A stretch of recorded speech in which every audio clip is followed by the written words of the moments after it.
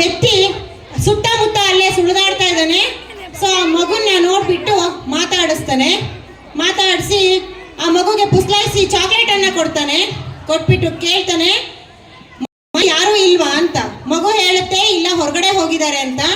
ಆಗ ಆ ವ್ಯಕ್ತಿ ಮಗುನ ದೌರ್ಜನ್ಯ ಮಾಡುವಂತಹ ಸನ್ನಿವೇಶ ಇದು. ಸೊ ನೋಡಿ ಯಾವ ರೀತಿ ಎಳೆದಾಡ್ತಾರೆ ಅಂತ. ಇದು ನಮ್ಮ ಮನೆಯಲ್ಲೇ ನಡೆಯುವಂತಹ ಒಂದು ದೌರ್ಜನ್ಯ.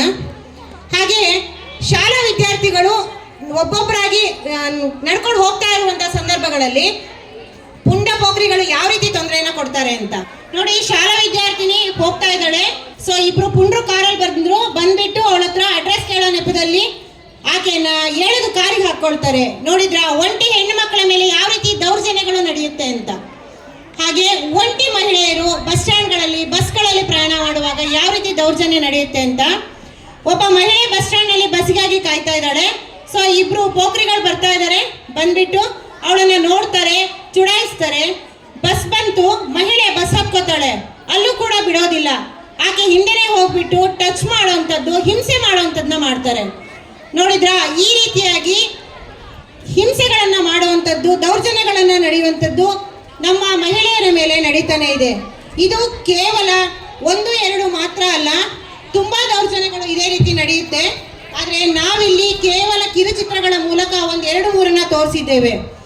ಇಲ್ಲಿ ಇನ್ನೂ ಕೆಲವು ದೌರ್ಜನ್ಯಗಳು ಅಂದ್ರೆ ಮಹಿಳೆ ಮೇಲೆ ಆಸಿಡ್ ಹಾಕುವಂಥದ್ದು, ಬಾಲ್ಯ ವಿವಾಹ, ಹೆಣ್ಣು ಭ್ರೂಣ ಹತ್ಯೆ, ಅಥವಾ ಕಚೇರಿಗಳಲ್ಲಿ ಕೆಲಸ ಮಾಡುವಾಗ ಮಹಿಳೆ ಮೇಲೆ ದೌರ್ಜನ್ಯ ಆಗುವಂಥದ್ದು, ತೋಟದ ಕೆಲಸಗಳಲ್ಲಿ ಇರುವಂತಹ ಮಹಿಳೆ ಮೇಲೆ ಯಾರೋ ಮಾಲೀಕರಿಂದನೋ ಅಥವಾ ಬೇರೆಯವರಿಂದ ದೌರ್ಜನ್ಯ ಆಗುವಂಥದ್ದು, ಹಾಗೆ ಇಂಟರ್ನೆಟ್ ಮೊಬೈಲ್ ಬಳಕೆಗಳಿಂದ ಆಗುವಂಥ ದೌರ್ಜನ್ಯ. ನೋಡಿ, ಮೊಬೈಲ್ಗಳನ್ನ ಬಳಸೋದು ತಪ್ಪಲ್ಲ, ಆದ್ರೆ ಅದನ್ನ ಯಾವ ಕಡೆ ಬಳಸ್ಬೇಕನ್ನೋದು ನಮಗೆ ಗೊತ್ತಿರಬೇಕು.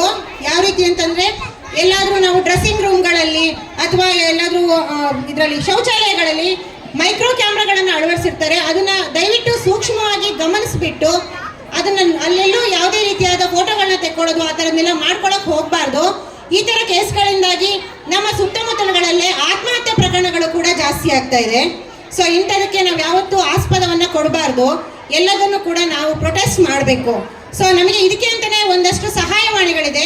ಪೊಲೀಸ್ ಇಲಾಖೆ, ಮಹಿಳಾ ಸಹಾಯವಾಣಿ, ಸಂಘ ಸಂಸ್ಥೆಗಳು, ಸಂಜೀವಿನಿ ಒಕ್ಕೂಟಗಳು, ಈ ರೀತಿ ಸಂಘ ಸಂಸ್ಥೆಗಳಿದೆ.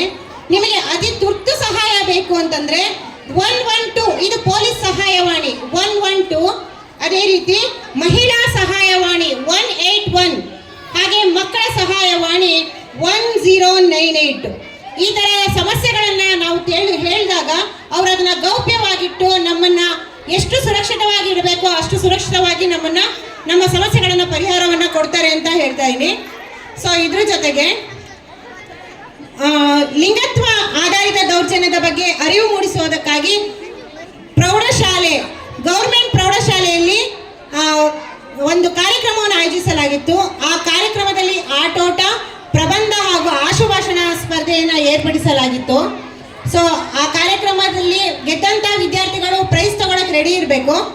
ಅಷ್ಟರೊಳಗಡೆ ಮಹಿಳಾ ದೌರ್ಜನ್ಯ ವಿರುದ್ಧ ಅಭಿಯಾನ ಪ್ರಮಾಣ ವಚನವನ್ನು ಒಂದು ಸ್ವೀಕಾರ ಮಾಡಬೇಕು ಅಂತ ಎಲ್ರಿಗೂ ಕೇಳ್ತೀನಿ.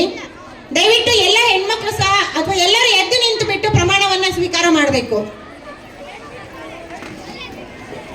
ಹೆಣ್ಣು ಮಕ್ಕಳನ್ನು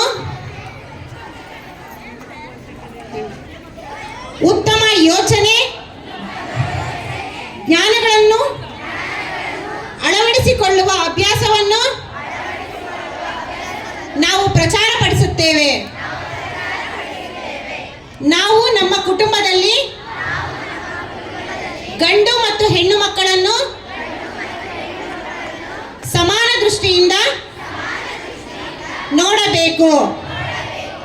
ಹೆಣ್ಣು ಮಕ್ಕಳನ್ನು ಶಿಕ್ಷಣ, ವೇತನ ಮತ್ತು ಸಮಾಜದಲ್ಲಿ ಸಮಾನವಾಗಿ ಕಾಣುವಂತೆ ತಿಳಿಸುವ ಮೂಲಕ ಪ್ರೋತ್ಸಾಹಿಸುತ್ತೇವೆ. ಈಗ ದಯವಿಟ್ಟು ಮೊನ್ನೆ ಪ್ರೌಢಶಾಲೆಯಲ್ಲಿ ಗೆದ್ದಂತ ವಿದ್ಯಾರ್ಥಿಗಳ ಹೆಸರನ್ನು ಅನೌನ್ಸ್ ಮಾಡ್ತೀನಿ, ಬಂದು ಪ್ರೈಸ್ನ ತಗೊಂಡೋಗಿ.